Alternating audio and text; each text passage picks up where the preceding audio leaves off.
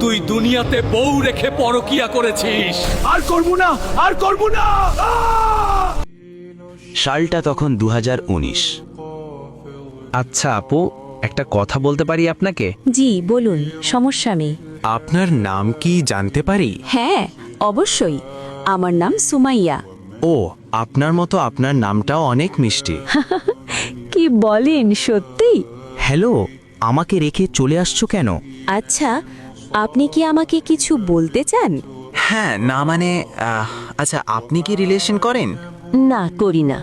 আচ্ছা, তাহলে কি আমরা ফ্রেন্ড হতে পারি? হ্যাঁ অবশ্যই। আচ্ছা তাহলে নাম্বারটা নেন। আচ্ছা তাহলে আমি যাই, আর আমি কিন্তু রাতে ফ্রি থাকি। আচ্ছা ঠিক আছে। আমি তো ওর প্রেমে পড়ে গেছি। ওর হাসি দেখলে তো আই এম তো ফিদা। ছেলেটা কিন্তু হ্যান্ডসাম আছে, খালি তাকিয়ে থাকে। এইভাবে তাকিয়ে থাকলে তো আমি ওর প্রেমে পড়ে যাব। দেখি একটা কল দেই। বলল তো রাতে ফ্রি। কি করছেন? আপনি তো আমার ঘুম কেড়ে নিচ্ছেন। শুধু আপনার কথাই মনে পড়ে। তাই নাকি? আপনিও তো আমার মন কেড়ে নিয়েছেন। আমার তো এখন শুধু আপনার কথাই মনে পড়ে। তাই নাকি? আমি তো আপনাকে প্রথম দেখাতেই প্রেমে পড়ে গেছি, কিন্তু ভয়ে বলিনি। সত্যি বলতে আমিও আপনাকে দেখে প্রেমে পড়ে গেছি, কিন্তু বলিনি। আপনি বলবেন দেখে।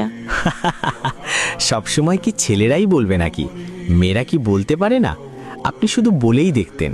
না, মেয়েরা বলতে পারে না। আপনি জানেন না, মেয়েদের লজ্জা একটু বেশি। আচ্ছা তো শোনেন, কাল বিকেলবেলা কলেজের পেছনের পার্কে আসবেন, ঠিক আছে?